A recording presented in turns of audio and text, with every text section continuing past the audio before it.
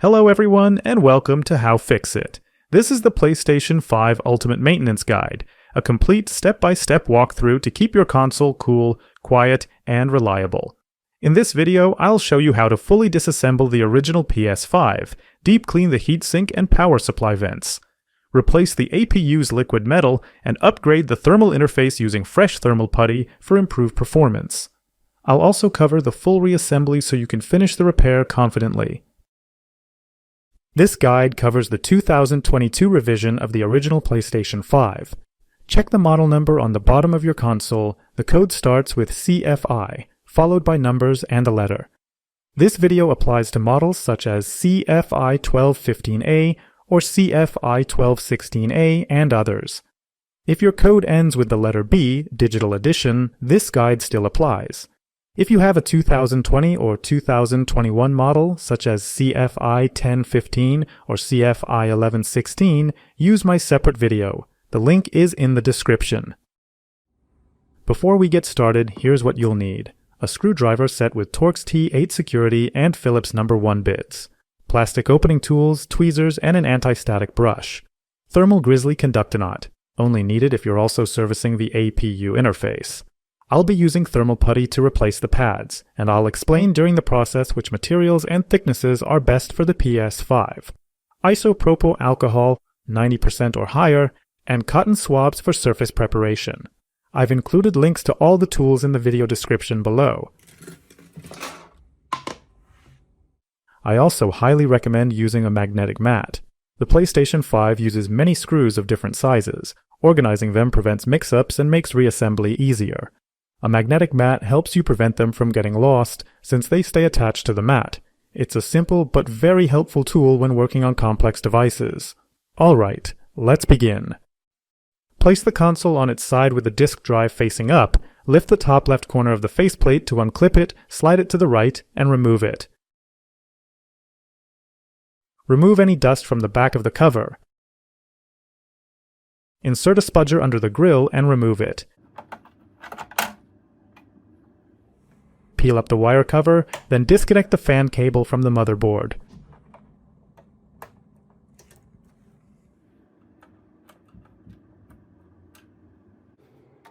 Remove the 4 fan screws and lift the fan out. Throughout this service, keep track of each screw and make sure it goes back exactly where it came from to avoid damaging your console.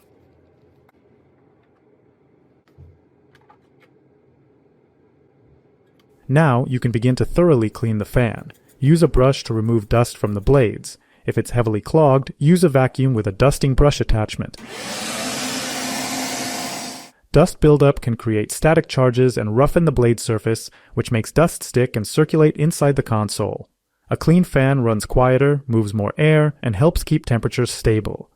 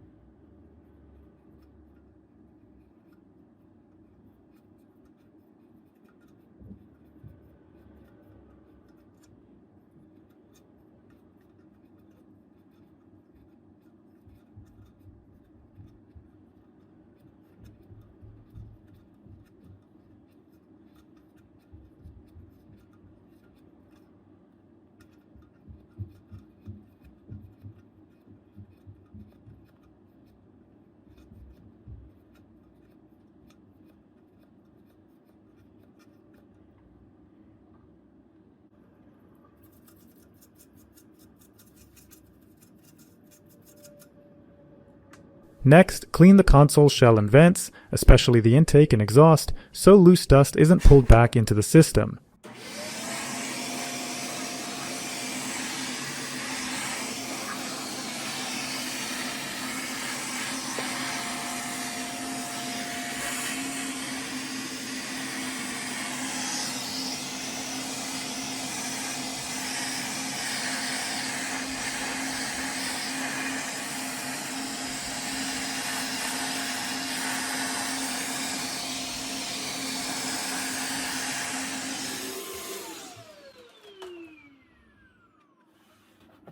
Now, the heatsink. Access through the fan opening is limited, and dust often packs tightly between the fins, blocking airflow and reducing heat transfer.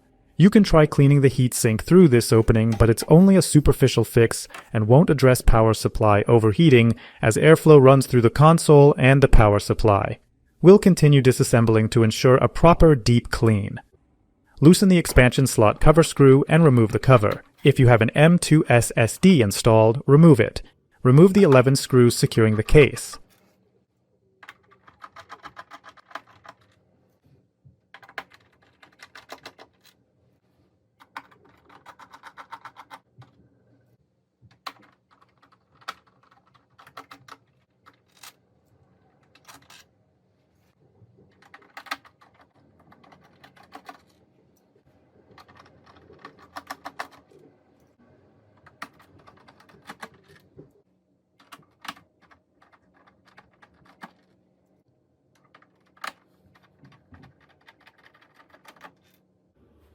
There's a single screw hidden under the warranty sticker. Lift it with tweezers and remove the screw.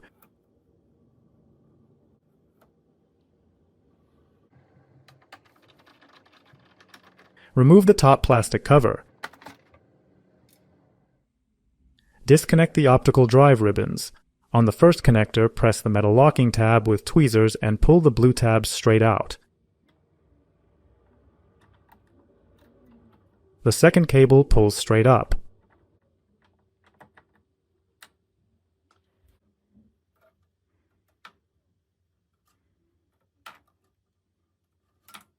Remove the optical drive. Disconnect all antenna leads and the LED ribbon table from the motherboard.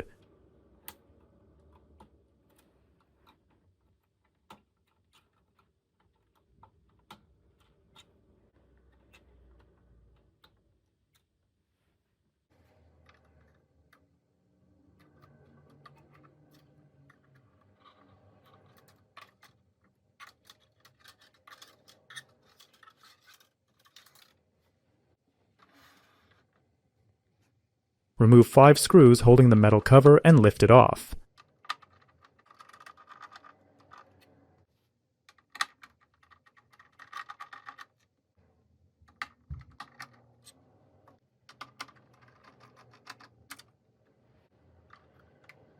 Unlock the USB board connector by pushing the metal latch up. While it's unlocked, pull the cable straight out. Pull the blue tab to disconnect the power and eject button ribbon cable. Remove 2 screws securing the case to the motherboard and heatsink assembly.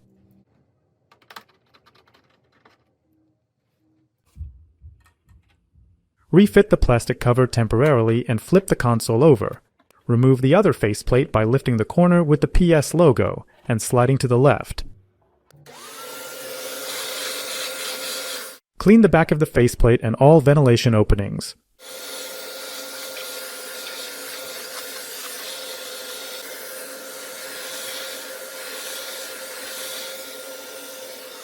Remove 2 more screws that secure the case to the power supply and motherboard.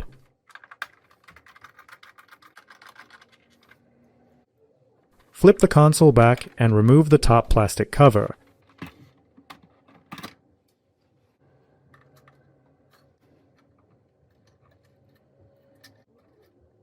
The power supply connects to the bottom of the main board via metal prongs. To safely free the board, use a plastic spudger from underneath to lift the main board off the prongs.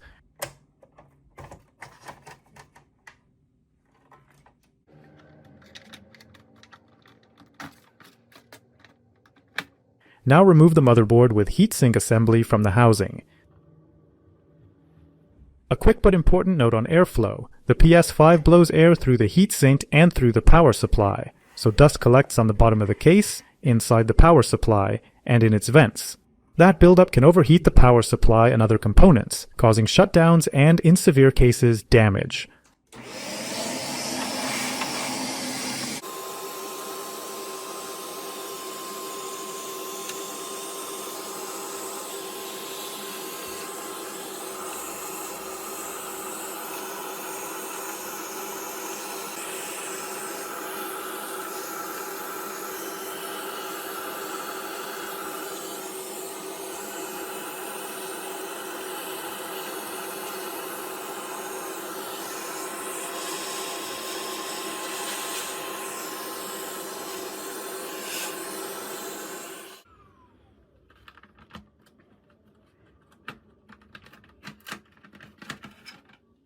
Thoroughly clean the power supply vents and surrounding areas to prevent these issues and extend the life of your console.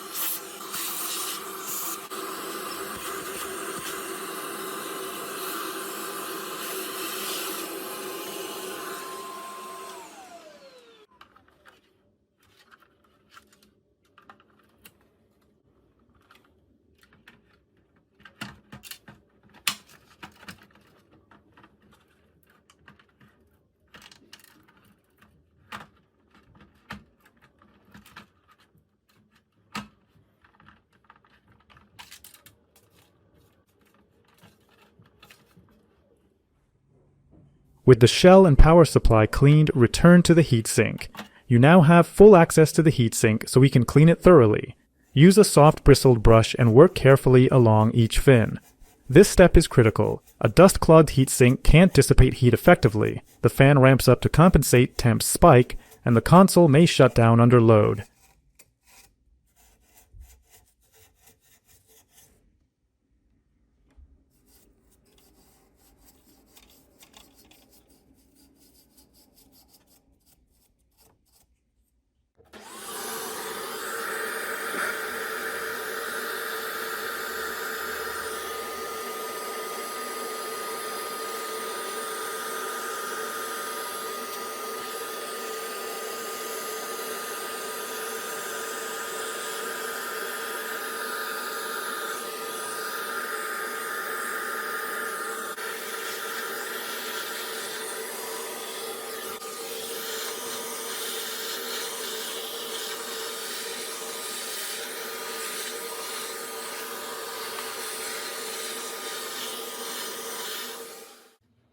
After cleaning, inspect the heatsink and make sure it's fully clear of dust and debris. Place the motherboard assembly back into the case and seat it. When installing the main board, pay close attention to the metal prongs that mate with the power supply. Ensure the two notches align correctly so the board sits properly. Make sure ribbon cables don't get trapped under the board.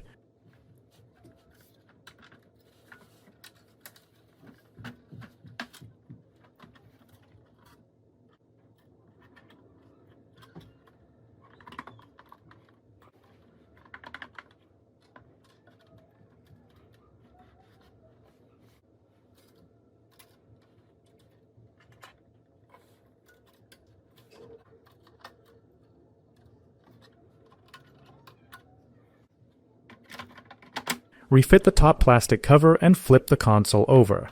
Secure the motherboard and heatsink assembly to the case with 2 screws.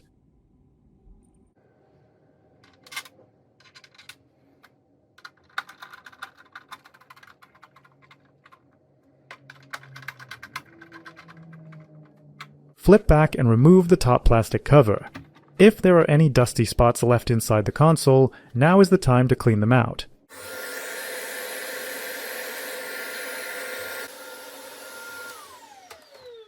To access the APU and Coldplate, remove 26 screws securing the top shield plate. Use a spudger to pry around the perimeter until it separates. The thermal pads bond the plate to the motherboard, so expect some resistance.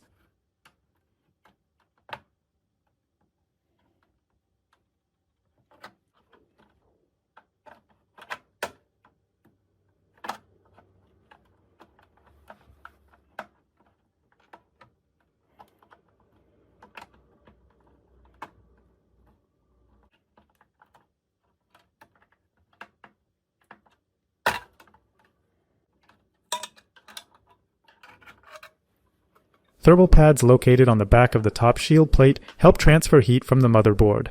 Over time, they can lose elasticity, which reduces heat transfer. You'll find similar pads on the back of the motherboard as well. We'll remove the motherboard and replace those first, then come back to these pads. Remove the 2 screws on the tension bracket, alternating turns to keep pressure even. Don't remove one screw fully before the other, or you risk damaging the main processor. Take your time. A slip screwdriver can scratch the board and cause permanent damage.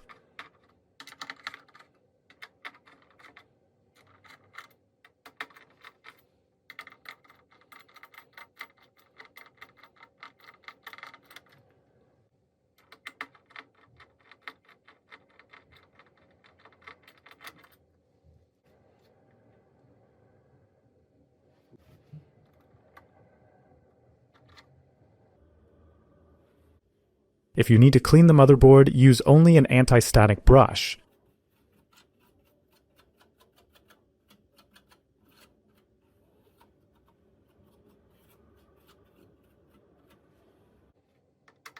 Remove the 2 more screws that secure the motherboard to the case.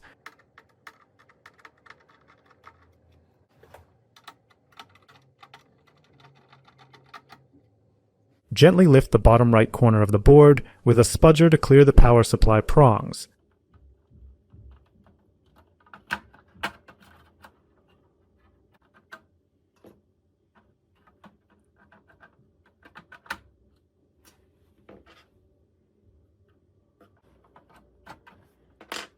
Remove the main board, flip it over, and carefully lay it on the housing.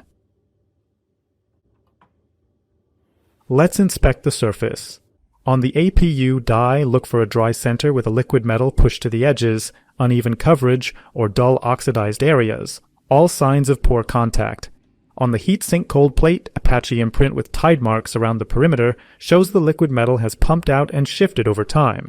Poor contact at the die's center creates hot spots, forces higher fan speeds, and triggers thermal shutdowns. Your PS5 might not have this exact issue. It could simply be poor cooling, but you won't know the APU die's condition until you separate the board from the cold plate. Now let's replace the liquid metal. The first step is surface preparation for the liquid metal. To grease both the APU die and the heatsink with isopropyl alcohol, 90% or higher, using a cotton swab. Gently wipe until all traces of old liquid metal are removed. The silicon die should be mirror clean and completely residue-free. Clean the cold plate the same way.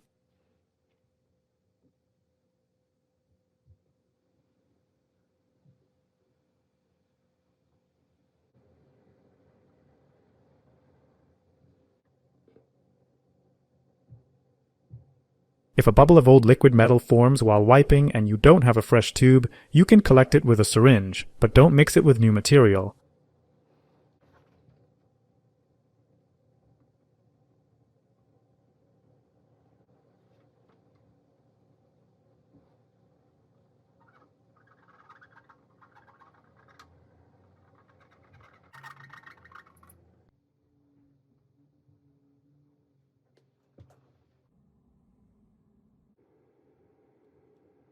Attach the micro tip to your liquid metal tube. Carefully dispense a small drop of liquid metal onto the silicon die, just enough to cover the APU once spread. If you apply too much, as I demonstrated, it can pool or overflow, creating uneven contact between the die and the heatsink, which hurts thermal performance and can cause overheating. If that happens, collect the excess with a syringe and try again. Liquid metal is extremely efficient, so a very small amount is sufficient for the APU. The goal is a thin, even film that fully wets the die and mates perfectly with the heatsink, enough to fill microscopic gaps, but not so much that it can pool, pump out, or leak. Use lint-free or liquid metal-safe swabs and avoid standard cotton swabs. They shed fibers. Spread the liquid metal into a thin, uniform layer across the entire die. No clumps, no bare spots, light pressure only.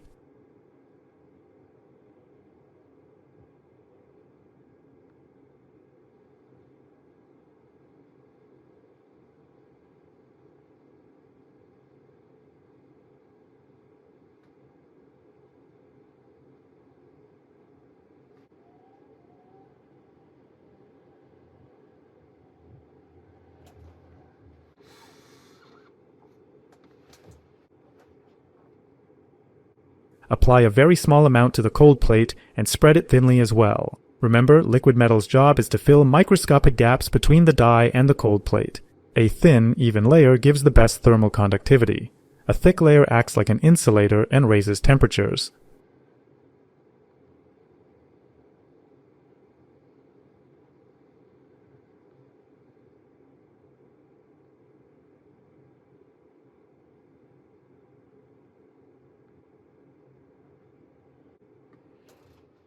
Now let me show you how to check the thermal pads. Lightly press each pad to test compression. If it doesn't spring back, feels too thin, or is dry, crumbly, and has poor tack, it's time to replace it.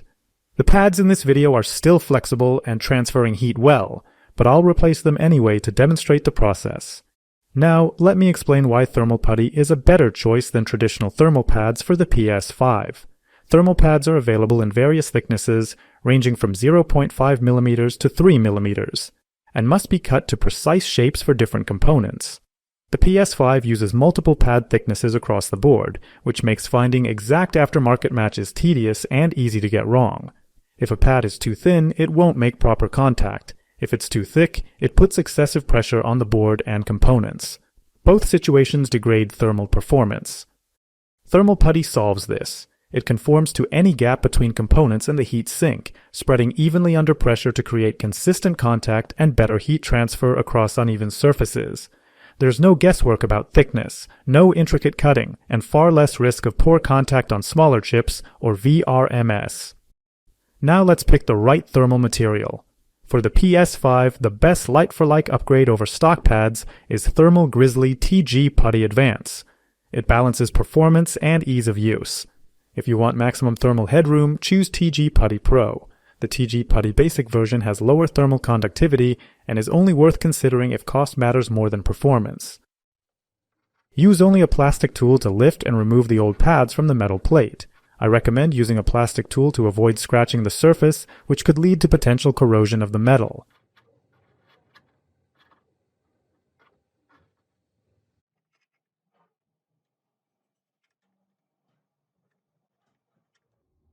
After removal, wipe all contact areas with isopropyl alcohol to remove residue.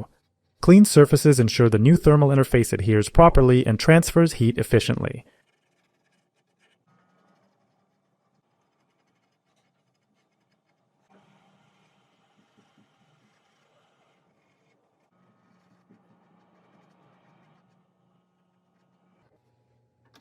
We're done with the metal plate. Now let's move to the motherboard. Use only a plastic spatula to lift off the old thermal pads and work slowly to avoid damaging nearby components.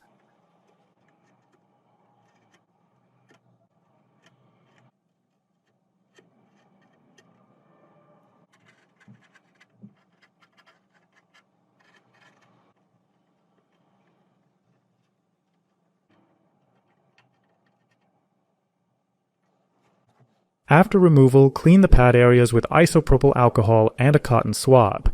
Be extremely careful around resistors, capacitors, and inductors. If you need to clear residue from SMD parts, use only an anti-static brush.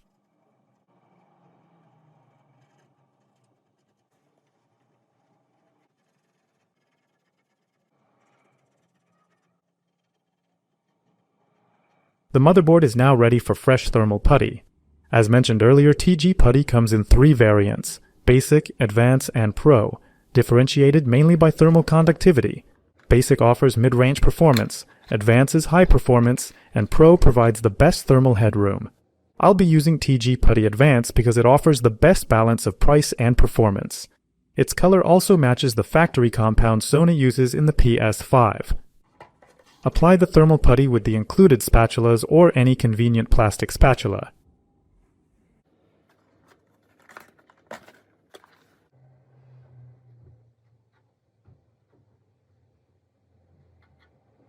Spread a wide, even layer size to each component area, SSD controller, VRMs, SMB clusters, keeping it thin and uniform. Avoid connectors and screw posts.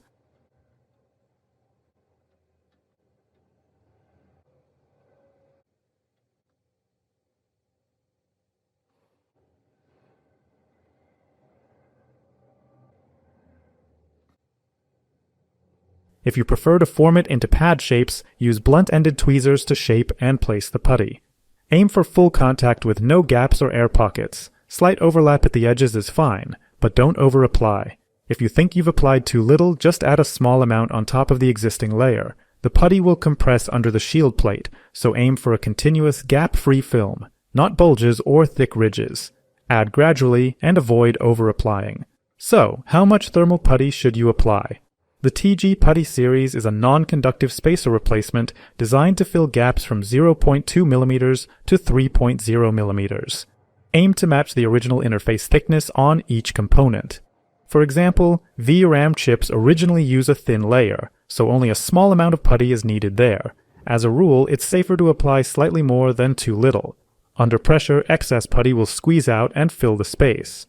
Applying too little can leave air gaps, which prevent proper heat transfer and can lead to overheating. On some SMD components, the original thermal interface was thicker. Apply enough thermal putty to fully fill the gap between the component and the metal cover. Use blunt-ended tweezers to shape the putty into a small pad over the part. When the cover goes on, the putty will spread evenly and cover the entire contact area. If you still have the old pads, use their height as a reference and shape the new putty pads slightly taller to guarantee contact. Thermal putty is electrically non-conductive, so don't worry if a little excess squeezes out around the SMD components. That's normal and safe.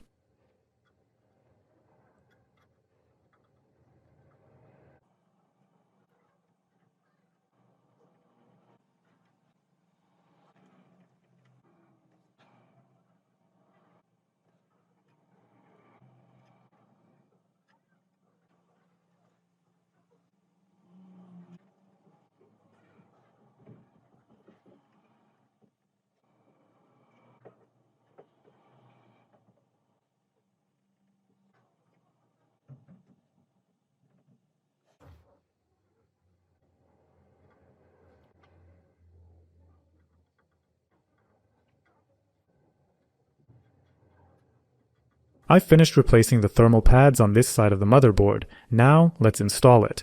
Carefully installing the board, pay close attention to the metal prongs. Ensure that the metal prongs align with the power supply socket.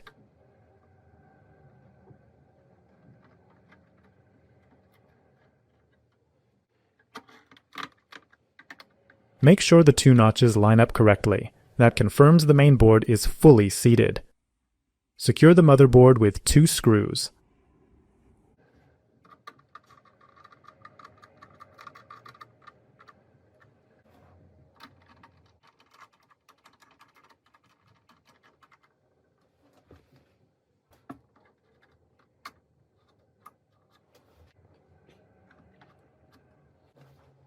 Let's remove the old thermal interface from the top shield plate. Carefully lift off all thermal pads from the plate, then wipe every contact area with isopropyl alcohol to remove residue and ensure good adhesion for the new material.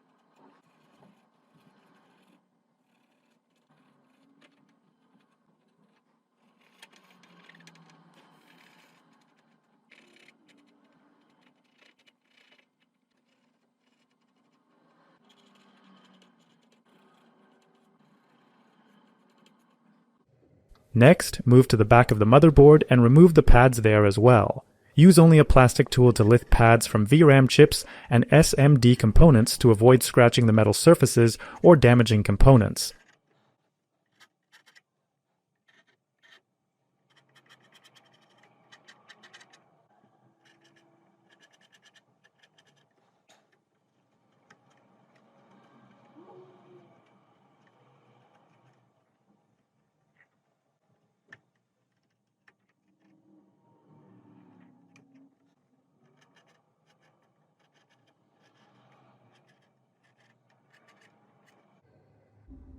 When you remove the old thermal pads from the VRM area, be extremely careful. These big metal blocks are the chokes in MOSFETs, but around them you can see lots of tiny rectangular SMD resistors and capacitors. They are very fragile. Always lift the pad straight up using a plastic tool and peel it slowly. Do not drag the pad sideways or scrape with force, otherwise you can easily catch one of these tiny parts and rip it off the motherboard. If the pad is stuck, gently loosen it from the edges first or slightly warm it up, and only then remove it. Take your time.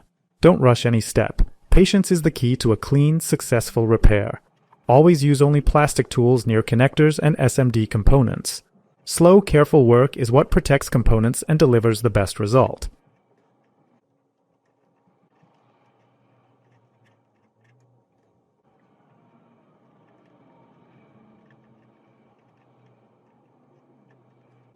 Clean the exposed areas with isopropyl alcohol and a cotton swab.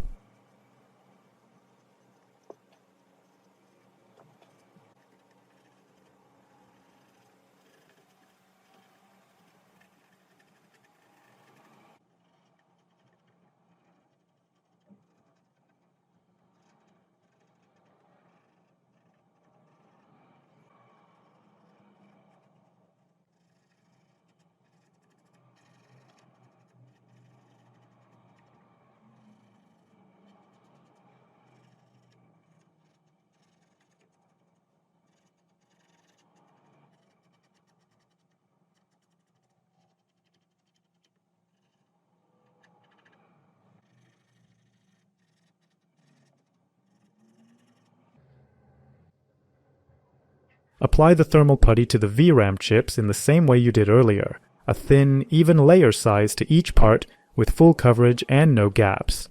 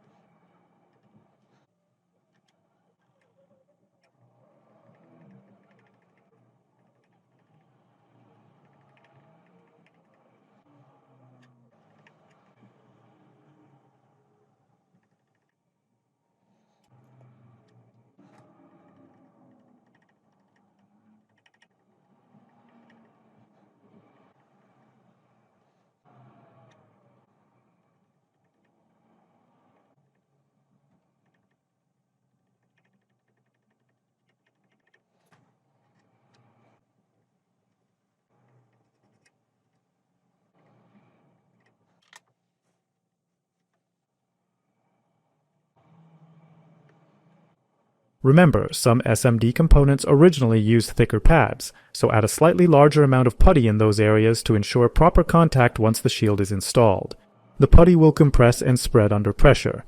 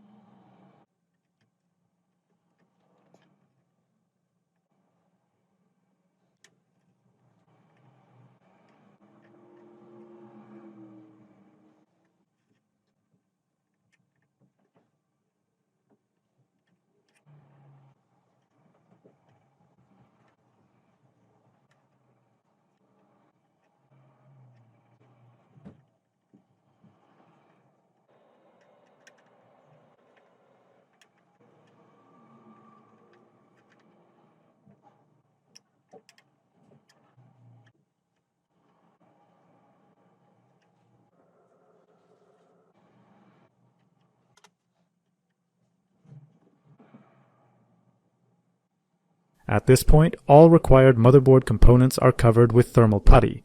We can proceed with reassembly and then test the PS5 to confirm temperatures and performance with the new thermal interface.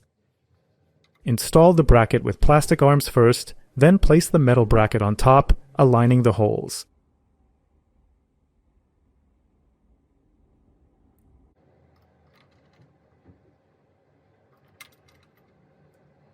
Tighten the two screws alternately, a few turns at a time, to apply even pressure to the APU.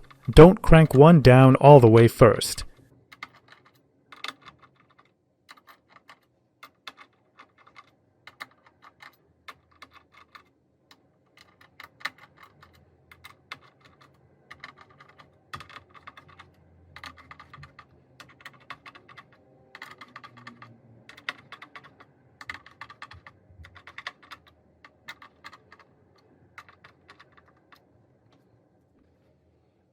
Reinstall the top shield plate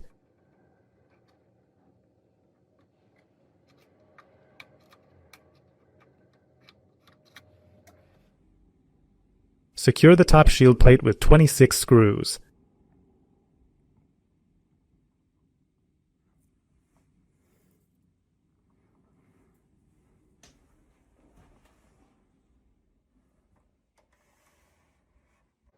Reinsert all cables into their sockets, lock any latches, replace the metal cover, and secure the screws.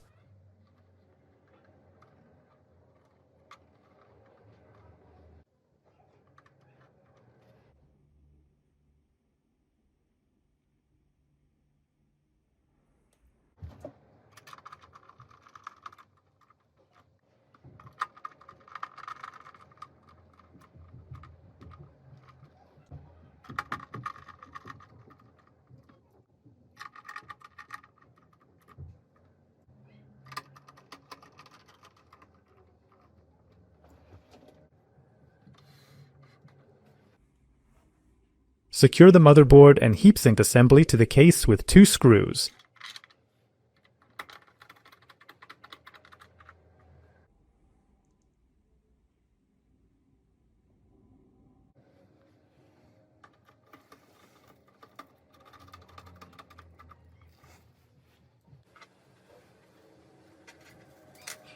Route and reconnect the antenna tables in their original positions.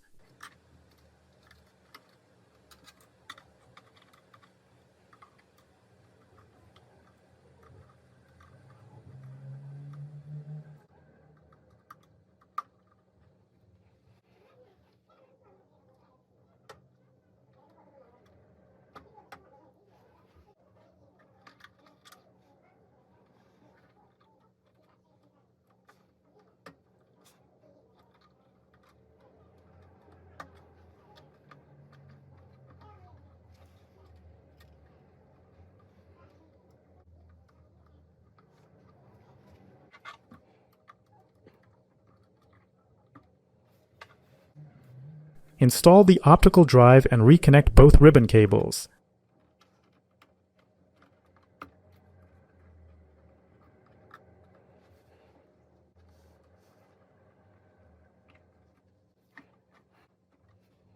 Install the top plastic cover over the motherboard and secure it with screws.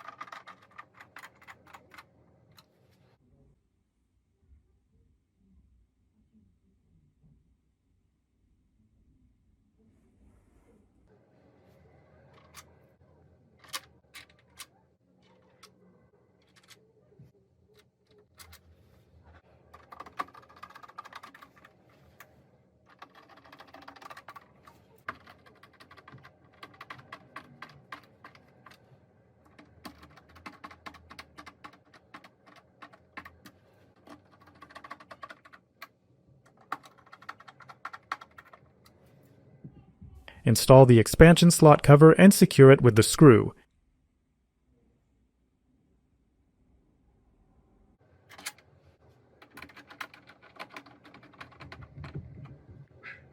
Install the fan and connect the cable to its socket.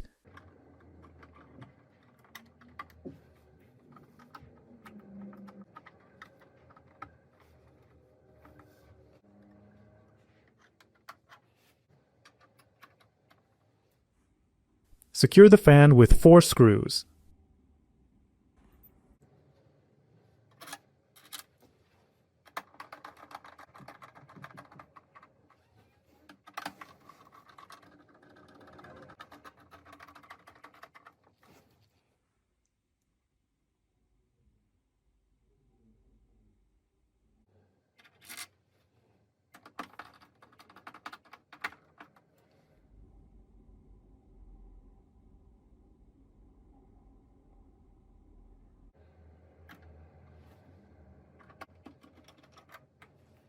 Finally, slide both faceplates back until they click into place.